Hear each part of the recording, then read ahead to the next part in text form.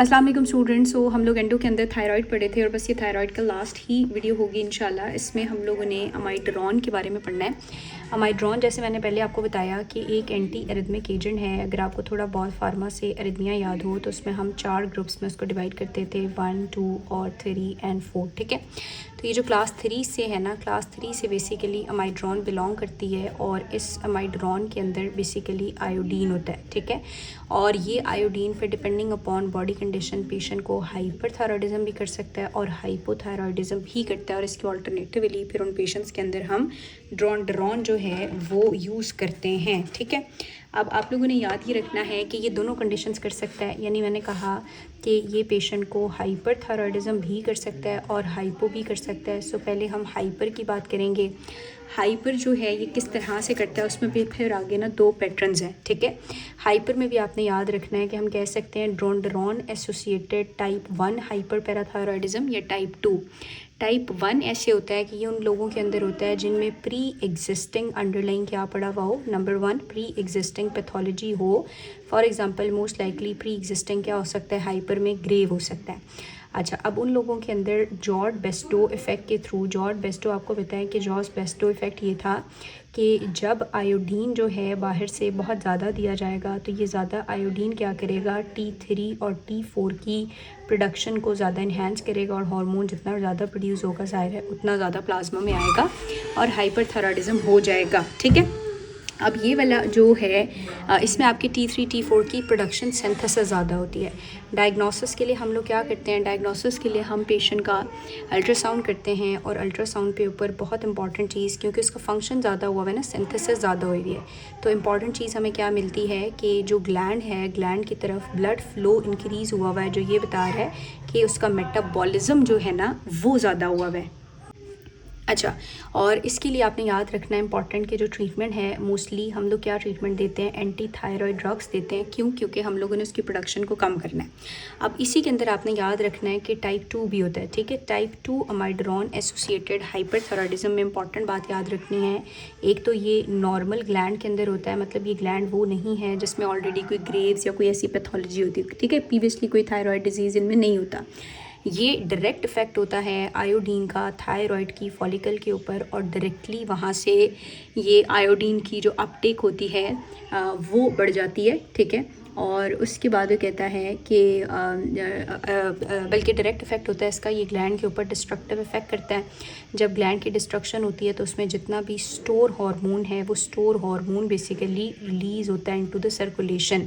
So production ज़्यादा नहीं हुई बल्कि स्टोरेज फॉर्म ज़्यादा बाहर आ गई। ठीक है, अब इसकी डायग्नोसिस के लिए भी हमें अल्ट्रासाउंड करना पड़ता है और अल्ट्रासाउंड पे आपने याद रखना है कि ग्लैंड का मेटाबॉलिज्म ज़्यादा नहीं है बल्कि कम हो गया है। तो इसमें आपको क्या मिलेगा, blood flow toward the gland. अब वही बात है कि कम हो जाएगा और इसका जो मेन ट्रीटमेंट होता है वो एंटी थायराइड ड्रग्स नहीं है, क्योंकि थायराइड ज़्यादा बन नहीं रहा, इसमें थायराइडाइटिस हुआ होता है, तो इसलिए हम पेशेंट को क्या देते हैं, स्टेरॉइड देते हैं। अब एक इंपॉर्टेंट सी आसान सी बात उसने मेंशन की हुई है, उसने कहा यूजुअली टाइप 1 और टाइप 2 को डिफ्रेंशिएट करना पॉसिबल नहीं होता। तो आप पेशेंट को इनिशियली क्या करते हो, स्टेरॉइड्स भी दे देते हो और आप उसको एंटी थायराइड ड्रग्स भी देते हो और उसका रिस्पांस देखते हो। अगर तो विद इन अ वीक बहुत अच्छा रिस्पांस आ जाए तो इसका मतलब है कि उसको क्या है, टाइप 2 है। और टाइप 2 में फिर हम क्या करते हैं, स्टेरॉइड कंटिन्यू रखते हैं और एंटी थायराइड ड्रग्स छुड़वा देते हैं। लेकिन अगर उसका रिस्पांस जो है वो डिले है, 3 to 4 वीक्स बाद आता है, तो इसका मतलब है टाइप 1 है और आप स्टेरॉइड छुड़वा के उसकी एंटी थायराइड ड्रग्स फिर कंटिन्यू कराते हो। तो दिस इज़ अमाइड्रोन एसोसिएटेड हाइपरथायरॉयडिज्म, जिसमें 2 टाइप्स आती हैं। ठीक है, इसी तरह मैंने आपको कहा कि अमाइड्रोन की वजह से क्या भी हो सकता है, हाइपोथायरॉयडिज्म भी हो सकता है। नाउ हाइपोथायरॉयडिज्म किस तरह से होता है कि ये अमाइड्रोन पेरीफ्री में T4 की T3 में कन्वर्जन को ब्लॉक कर सकती है। ठीक है, उसके बाद ये जो अमाइड्रोन है इसकी वजह से इम्यून मेडिएटेड थायराइड डिस्ट्रक्शन शुरू हो जाती है, इम्यून मेडिएटेड थायराइड डिस्ट्रक्शन शुरू होती है और इसको हम लोग कहते हैं वुल्फ चेकऑफ इफेक्ट। ठीक है, सो आपने याद रखना है वुल्फ चेकऑफ इफेक्ट में ड्यू टू अमाइड्रोन हाइपोथायरॉयडिज्म होता है और जॉर्ज बेस्टो में ड्यू टू अमाइड्रोन हाइपरथायरॉयडिज्म होता है। ठीक है, अब वो कह रहे हैं कि जब ये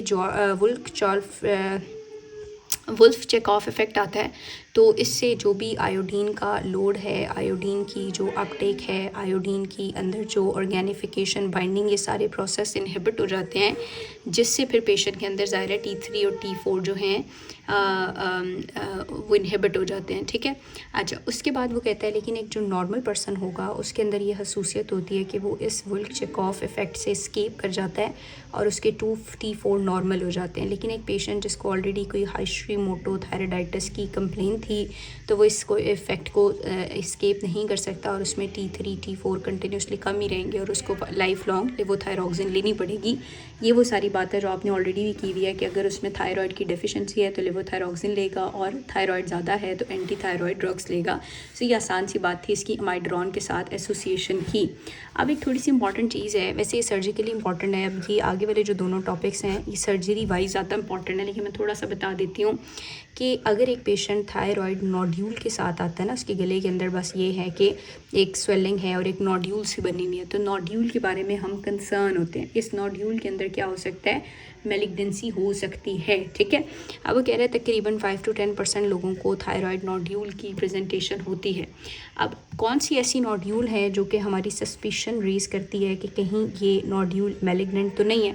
बहुत सारी चीज़ें हैं। फॉर एग्ज़ाम्पल मेल जेंडर है या उसकी एज 20 साल से कम या फिर उसकी एज जो है वो 70 से ऊपर है, तो उसमें सस्पिशियस है कि वो थायराइड नोड्यूल मेलिग्नेंट हो सकती है। ठीक है, अगर उनके ख़ानदान में फैमिली हिस्ट्री है थायराइड के कैंसर की तो भी बुरी बात है। हिस्ट्री है कि उसने नेक रेडिएशन कराई हैं, यानी कीमो रेडियो वगैरह या एक्सरे कुछ भी कराया है, नेक रेडिएशन हुई हुई हैं, और स्पेशली जब हम रेडियो एक्टिव आयोडीन अपटेक पे देखें और वो नोड्यूल कोल्ड हो, मतलब वो आइसोटॉप बिल्कुल भी ना ले, तो जो कोल्ड नोड्यूल्स होती हैं वो उनके अंदर मेलिग्नेंसी का रिस्क बहुत ज़्यादा है। अगर हम खुद इसके करैक्टरिस्टिक फ़ीचर देखें, ये बहुत ज़्यादा हार्ड हो, फिम हो, तो भी ये मेलिग्नेंट हो सकती है। और अल्ट्रासाउंड के ऊपर हमें ये हाइपो इक्विक नज़र आए, सॉलिड नज़र आए, इर्रेगुलर बॉर्डर्स हों, माइक्रो कैल्सिफिकेशन और सेंट्रल ब्लड फ्लो हो, तो ये इंडिकेट करता है कि ये नोड्यूल क्या हो सकती है, मेलिग्नेंट हो सकती है। बेस्ट इनिशियल ट्रीटमेंट ये आपने समझना है। बेस्ट इनिशियल ट्रीटमेंट इनका क्या होता है, हम थायराइड फंक्शन टेस्ट कराते हैं। ठीक है, थायराइड फंक्शन टेस्ट अगर बिल्कुल नॉर्मल आ जाए, यानी कि T3 भी ठीक है, TSH भी ठीक है, T4 भी ठीक है, तो हम पेशेंट की FNAC कराते हैं, क्योंकि नोड्यूल तो है ना। अब FNAC के ऊपर अगर हमें पॉजिटिव मेलिग्नेंट फाइंडिंग मिले तो फिर हम उस पेशेंट की क्या करते हैं, सर्जरी कर देते हैं। ज़ाहिर है नेगेटिव फाइंडिंग मिले तो फिर हम इसको फॉलोअप पे रखते हैं।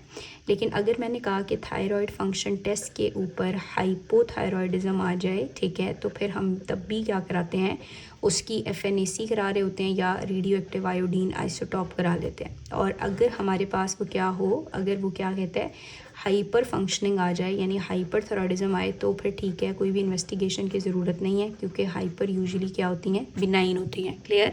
आई होप ये बात मुश्किल नहीं थी। FNAC पे अगर मेलिग्नेंट फीचर आए तो सर्जिकली रिमूव करते हैं। अगर शुरू में ही जो आपके थायराइड फंक्शन टेस्ट हैं उस पर हाइपर आ रहा है, हाइपर फंक्शनिंग नोड्यूल है, इमीडिएट FNAC की कोई ज़रूरत नहीं है, क्योंकि hyper functioning nodule usually benign होती हैं। लेकिन अगर वो क्या हो, हाइपो फंक्शनिंग हो, तो फिर हमारे पास क्या है, रेडियो एक्टिव आयोडीन आइसोटॉप हम करा सकते हैं।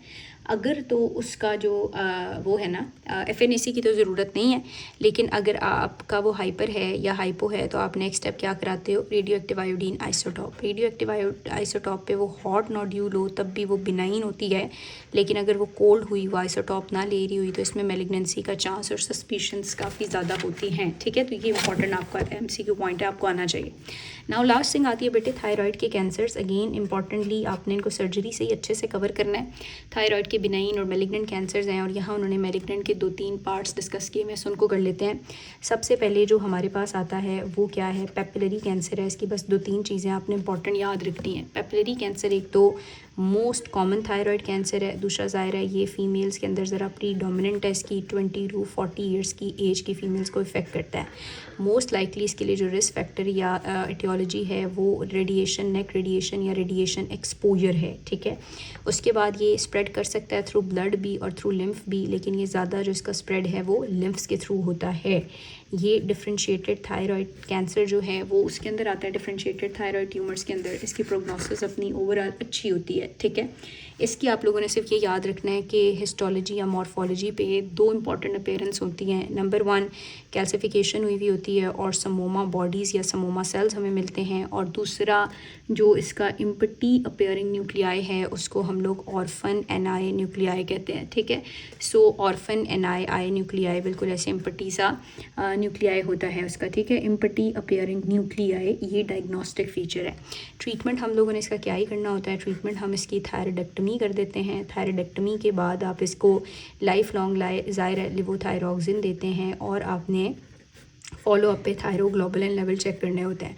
उसके अलावा सर्जरी में आपको बहुत डिटेल में पढ़ाया हुआ है कि थायराइडेक्टमी के बाद हम लोग कुछ टाइम तक एंटी थायराइड ड्रग्स नहीं देते ताकि TSH रेज्ड हो जाए और हम थायराइड बॉडी स्कैन करें टू सी द मेट्स वगैरह, और फॉलो अप का MCQ पूछते हैं, उसके लिए हमने थायरोग्लोबुलिन करना होता है। ठीक है, प्रोग्नोसिस इसकी ठीक है।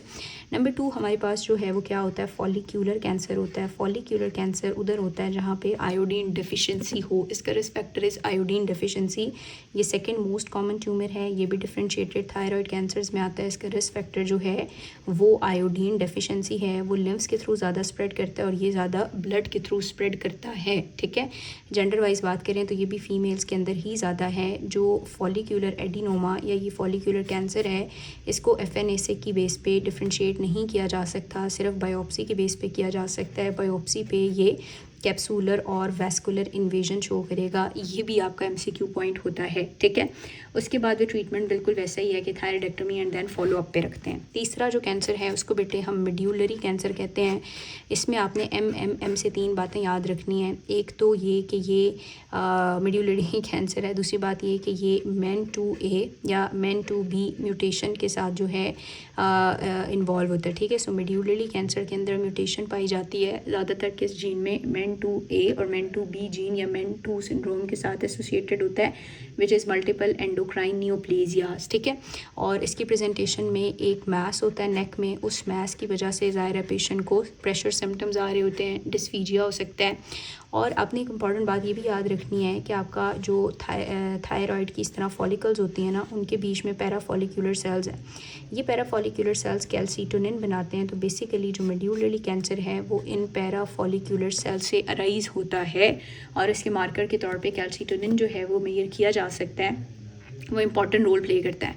एक बात और भी सर्जरी में उन्होंने वहाँ पे लिखी हुई है कि ये फियोक्रोमोसाइटोमा के साथ एसोसिएटेड होता है। सो आप पहले देख लें, इसको डायग्नोज करें, अगर है तो पहले इसको ट्रीट करें और बाद में फिर मेड्यूलरी कैंसर को ट्रीट करें। इनिशियली हम टोटल थायराइडेक्टमी कर देते हैं, लेकिन अगर आस पास के लिम्फ नोड्स में इन्वॉल्व हुए तो उनको भी निकाल देंगे। लास्टली जो बहुत ही एग्रेसिव ट्यूमर है that is anaplastic cancer. Anaplastic cancer जो है, एना से ही आपने याद रखना है, बहुत ही एग्रेसिव ट्यूमर होता है। इसके कोई भी हम रिज़ल्ट टेस्ट ट्रीटमेंट कर दें वो हमेशा डिसअपॉइंटेड ही होता है। सो आपने मोस्टली इनकी पैलेटिव केयर या सपोर्टिव मैनेजमेंट करनी होती है। क्या पैलेटिव केयर में हम करते हैं, रैपिडली एनलार्जिंग बल्कि सा एक मास होता है जो इसकी पूरे फीचर्स को शो करता है, फिर स्ट्राइडर, हॉर्सनेस, मेटास्टेसिस और डेथ जो है वो तब हो जाती है क्योंकि वाइटल स्ट्रक्चर को कॉम्प्रेस करते हैं। बाकी हम इसमें स्टंटिंग और इस तरह की चीज़ें दे के बस इसकी पैलेटिव मैनेजमेंट करते हैं। ठीक है, लास्टली बेटे आपकी बुक के ही अंदर 2 चीज़ें बताई हुई हैं कि सम टाइम ऐसे भी हो सकता है, जैसे मैंने आपको कहा कि हाइपर में T3 T4 तो ज़्यादा होता है लेकिन TSH कम होता है, दिस इज़ प्राइमरी हाइपर ना। और अगर T3 T4 कम है और TSH ज़्यादा है तो this is hypo. Some time ऐसे हो सकता है पेशेंट का सिर्फ TSH रेज्ड हो जो कि हाइपो इंडिकेट करता है, लेकिन T3 T4 नॉर्मल है, तो इसको हम कहते हैं सब क्लिनिकल हाइपो। और इसके ऊपर बड़ी कंट्रोवर्शियल अभी वो है स्टेटमेंट कि इसको ट्रीट करना चाहिए कि नहीं करना चाहिए, क्योंकि हार्मोन तो नॉर्मल है लेकिन बहरहाल TSH तो रेज्ड होता है।